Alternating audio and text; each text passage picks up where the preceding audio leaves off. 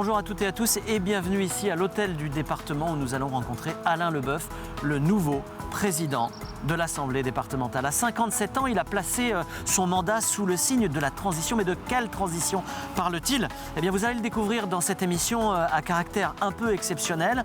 Et comme vous connaissez mon goût pour la pâte humaine, c'est deux émissions que nous allons réaliser. Un entretien dans un premier temps et une déambulation. On va se promener dans le département. Et puis dans une seconde émission, on se retrouvera avec lui dans la voiture comme vous en avez l'habitude. Et il nous dévoilera son parcours et ce qui fait la richesse aujourd'hui de l'homme que vous allez découvrir.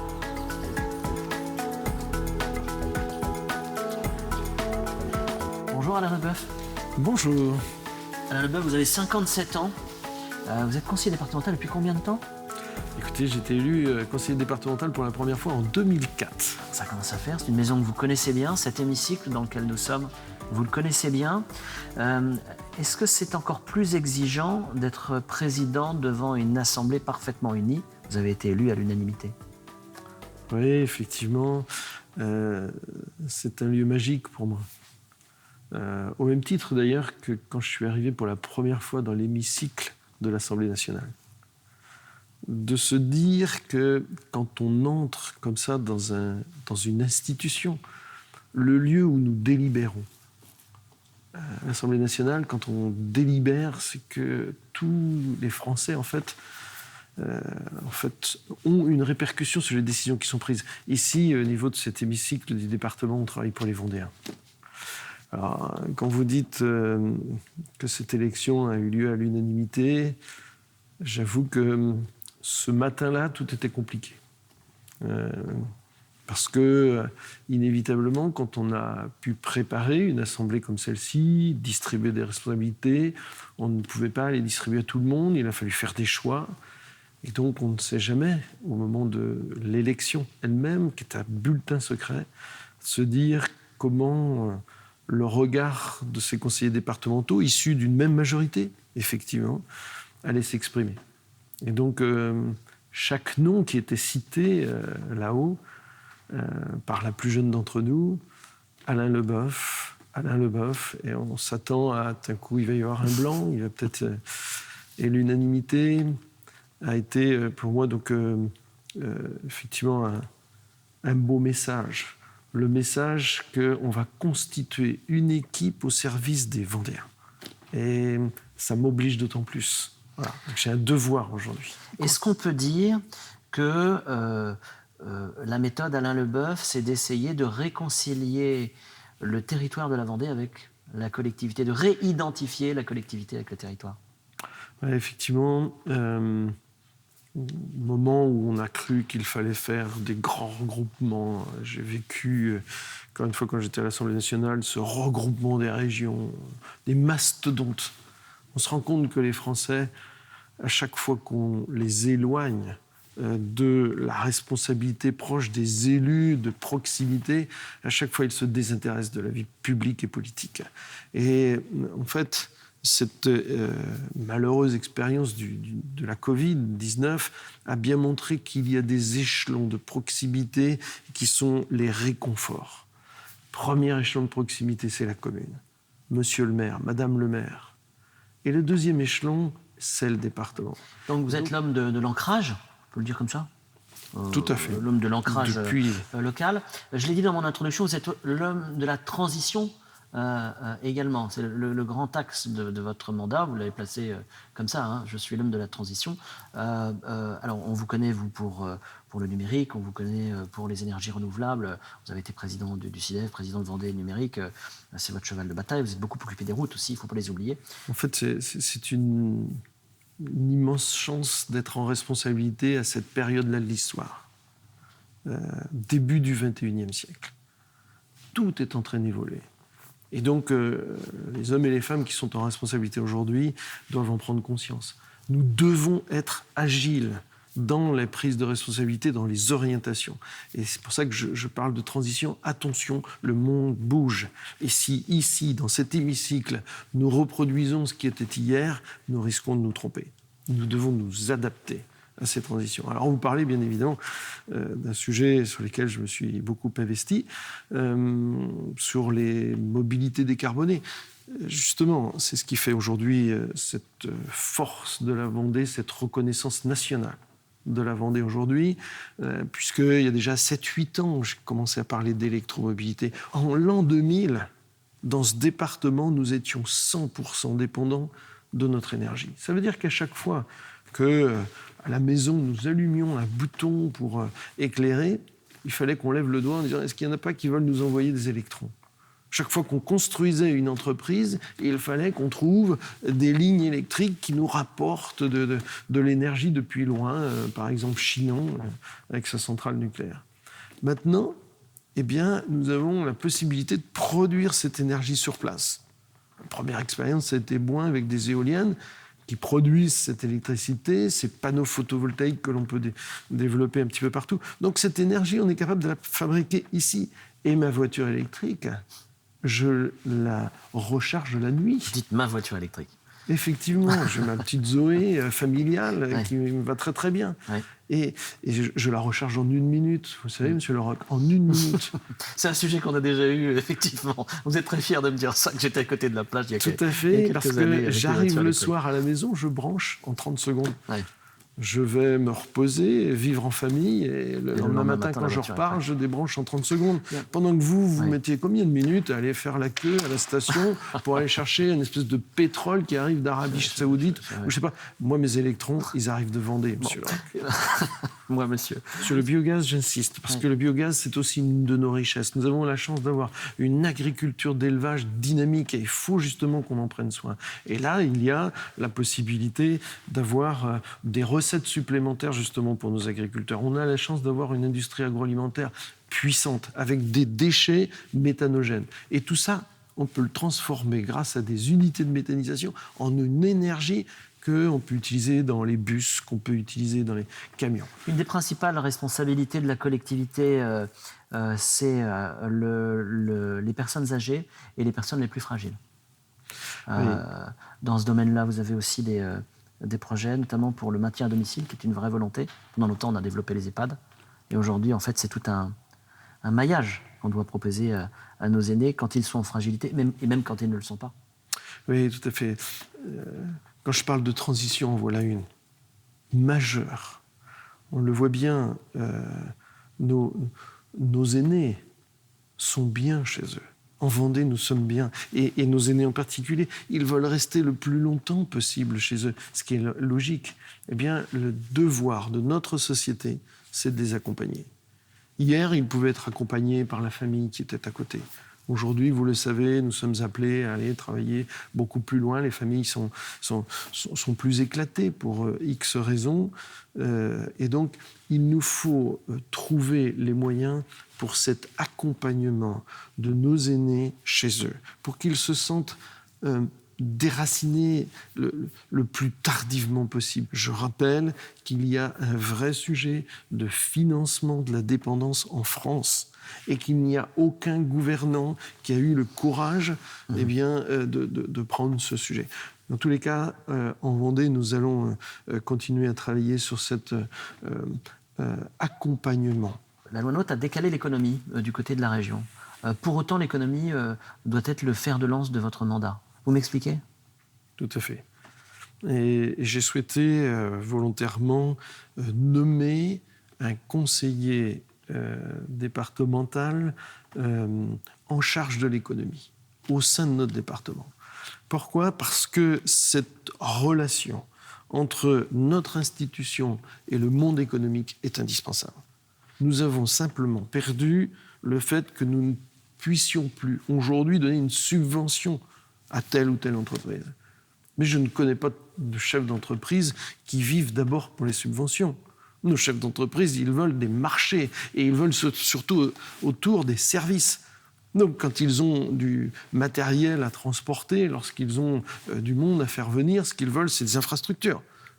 Et nous avons travaillé énormément depuis de nombreuses années sur nos infrastructures et nous continuons, que ce soit les infrastructures routières. Nous avons financé aussi la nouvelle ligne ferroviaire rénovée entre La Roche-sur-Yon, par exemple, et La Rochelle, alors que ce n'est pas de notre compétence. Nous l'avons fait parce que c'est important pour irriguer la Vendée. Le numérique Là aussi, on est dans les infrastructures. Nous sommes le seul département en France à avoir osé emmener la fibre numérique d'abord aux entreprises, à toutes les entreprises, quelle que soit la grosseur de la commune. À la fin de l'année dernière, toutes nos zones économiques étaient déjà branchées. Et puis, continuons. Aujourd'hui, nos chefs d'entreprise, qu'est-ce qu'ils demandent aussi? De la main-d'œuvre. Mais cette main-d'œuvre, ils la trouvent comment? Ils la trouvent à condition qu'on puisse la loger. Le logement est une de nos compétences. C'est un travail que nous engageons ici au niveau du département en vraie collaboration avec ceux qui sont en charge de l'urbanisme, c'est-à-dire les communes et les comités de communes, pour essayer de voir comment on peut faire pour optimiser ce foncier à l'intérieur même de nos communes, élever un petit peu les bâtiments pour que sur une même surface, on puisse avoir 1, 2 ou 3 étages. Et donc c'est comme ça que nous essaierons progressivement de ne pas défigurer la Vendée non plus, mais d'accueillir ceux dont nous avons besoin aussi pour continuer à activer l'économie vendéenne. Je voudrais qu'on parle de la jeunesse, parce qu'elle est importante, ce sont les Vendéens de demain, et de formation supérieure. Nous n'irons pas gérer l'université, nous laisserons bien évidemment les universitaires le faire, mais je veux le dire avec force et détermination, avec le maire de la ville de La Roche-sur-Yon, avec la présidente de la région. Nous sommes déterminés à redire qu'au moment où nous parlons décentralisation à tout va, pourquoi est-ce qu'on recentraliserait nos universités uniquement dans la grande ville? Eh bien, ici, vous avez une ville, La Roche-sur-Yon, qui peut accueillir des universitaires et qui seront bien traités, parce qu'ils seront au cœur, de leur territoire. Et puis, il nous faut aussi accueillir des jeunes qui viennent aussi de l'extérieur. Alain Leboeuf, merci pour cet entretien, mais on n'a pas fini avec vous. Moi, ce que je vous propose, à vous qui nous regardez, c'est qu'on aille se promener un petit peu dans les bâtiments, parce qu'on a parlé du fond et du sens, mais ce bâtiment est habité. Il y a toute une infrastructure, des gens, des collaborateurs qui travaillent. On va aller voir votre bureau, on va aller se promener du côté de l'accueil de la collectivité, et puis on va continuer à échanger sur la méthode Alain Leboeuf. On y va. Merci bien.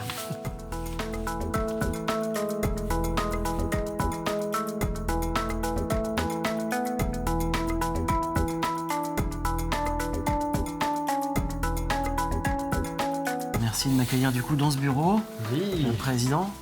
Ce bureau, il a une histoire, et puisque avant vous, Yves Vinet, Bruno Retailleau, Philippe de Villiers, même Michel Crucis, si ma mémoire est bonne, c'est Michel Crucis juste avant, dans les années 80. On se sent dépositaire d'une histoire quand on est dans un bureau comme ça. Oui, effectivement, j'avoue que le premier jour de mon élection, j'ai eu de la peine à m'asseoir dans ce fauteuil.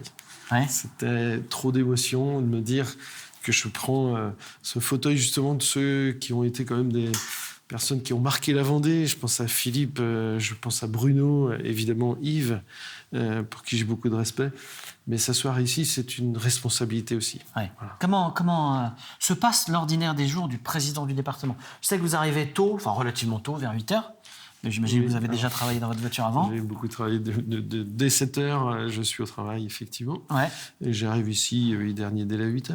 D'accord. Et l'ordinaire des jours, c'est quoi? C'est des rencontres, c'est des dossiers, ça se passe comment? Parce que vous travaillez aussi avec les élus, vous avez des demandes particulières peut-être parfois, on essaie de comprendre un peu. Alors déjà, dans la voiture, c'est du temps de travail permanent. Ouais. Je ne vois même pas le paysage, c'est parce qu'il faut toujours se concentrer. Il faut aussi répondre aux nombreuses questions et aux appels d'un petit peu partout. Ici, c'est le temps des dossiers.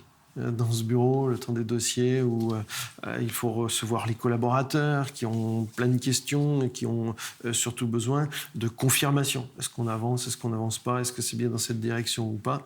Les collaborateurs qui préparent aussi. Moi, je suis un homme de décision, en quelque sorte. Difficile. Comment on priorise, comment on hiérarchise? Oui, j'avoue que le soir, je rentre généralement épuisé, puisque c'est en permanence une réflexion et des décisions rapides qu'il faut prendre ici dans ce bureau. Ouais. Ici, c'est ma place. Vous avez une place attitrée. Ou Oui, général, en général. Oui. peu importe. D'accord. Et donc, oui, c'est la multiplication en plus des dossiers, la diversité des dossiers. On peut parler tout d'un coup là, de l'insertion, après on va parler de nos personnes âgées, après on reçoit soit sur le handicap, mais il faut qu'on avance sur telle route, il faut qu'on avance aussi sur le collège là-bas. Ce sont des dossiers qui sont très divers et pourtant, il faut essayer d'avoir cette sagesse, j'allais dire, de la décision réfléchie. Et comment on travaille dans l'ordinaire des jours avec les élus ? Alors sur les élus, si vous voulez, je les rencontre d'abord tous les lundis matins. Premier temps, mes 2 vice-présidents, le directeur général et les directeurs généraux adjoints pour essayer de planifier la semaine, de voir les priorités, où est-ce que je vais pouvoir aller et sur lesquels il va falloir que je me fasse représenter. Et à 10h30, dans une salle à côté qui est plus grande, où je reçois là tous les présidents de commission pour qu'on puisse travailler, voir comment ça s'est passé la semaine dernière, ce que l'on va pouvoir faire cette semaine. Et donc en permanence, il y a ces réunions de travail. Et puis après, c'est au fil des demandes. Les conseillers départementaux ont toujours un sujet à aborder, un problème à résoudre. Et donc, j'essaie d'être le plus ouvert, le plus accueillant possible et le plus au service possible.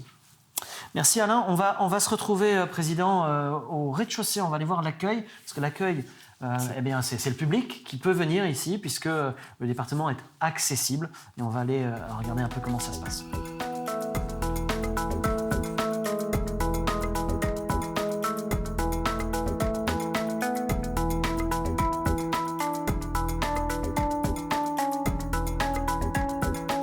Président, on arrive ici au hall d'accueil du département. C'est un lieu qu'on a choisi parce que le département est utile aux Vendéens. Le département sert à quelque chose et c'est un guichet. On peut venir ici à l'hôtel du département. Qu'est-ce qu'on trouve ici ? Oui, effectivement, c'est l'hôtel des Vendéens. C'est l'institution ouverte à tous. Nous sommes d'abord au service des Vendéens. Et donc, ici, ils sont très nombreux à venir. On a un accueil ici, d'ailleurs, qui est toujours très chaleureux, pour venir rencontrer d'abord les élus, mais pour venir aussi demander des services, quels qu'ils soient, pour nos personnes âgées, pour nos personnes dépendantes, pour les collèges, pour tous les services, en fait, que le département peut rendre. Eh bien, ici, vous avez l'hôtel d'accueil, j'allais dire, des Vendéens, même si nous avons après quelques services décentralisés sur La Roche-sur-Yon, bien évidemment, et puis aussi nos maisons des solidarités des familles dans chaque canton. En fait. Mais ici, c'est l'accueil, j'allais dire, le plus noble pour tous nos Vendéens. L'essentiel, c'est que le Vendéen puisse s'identifier, puisse se reconnaître. Et c'est pour ça qu'il est important ici que nous puissions avoir quelques marqueurs. Et les marqueurs, c'est notamment nos grandes décisions que l'on prend ici. Ce sont des grands événements aussi que nous essayons d'organiser. Encore une fois, on aime ce que l'on reconnaît. Ouais. Et on aime la Vendée pour ce qu'elle est. D'où le Vendée Globe, on a ici des belles affiches, d'où le Tour de France, d'où les Floralies en 2024. Tout ça parle aux professeurs de botanique, de biologie que vous étiez, mais ça ce sera dans une autre émission que vous allez pouvoir suivre dans quelques secondes. Juste avant qu'on monte dans la voiture électrique et qu'on se retrouve la semaine prochaine pour une nouvelle émission, un mot quand même pour les agents du département. Il y a beaucoup de monde ici et beaucoup de dévouement et beaucoup de travail. Oui, effectivement. La maison Vendée, départementale de la Vendée, c'est 2700 personnes au service du quotidien des Vendéens. Avec, je le dis avec conviction, parce que c'est comme ça que je le ressens, vraiment des personnels au vrai service, qui sont dévoués, qui savent avoir le sourire, on le voit ici en particulier, mais partout, nous avons beaucoup de chance. Là aussi, quand je parlais des Vendéens qui s'identifient, je peux vous dire, les agents ici sont fiers de travailler au service du collectif, de l'intérêt général, de la Vendée. Merci Alain Leboeuf, président du conseil départemental de la Vendée. On n'a pas fini avec vous. On va se retrouver la semaine prochaine pour un vrai numéro de Sans détour. Et on va monter dans une voiture électrique pour aller se promener, comme d'habitude, dans un endroit que vous n'avez pas choisi. Vous n'êtes absolument pas au courant. En avant et à la semaine prochaine. Je vous suis.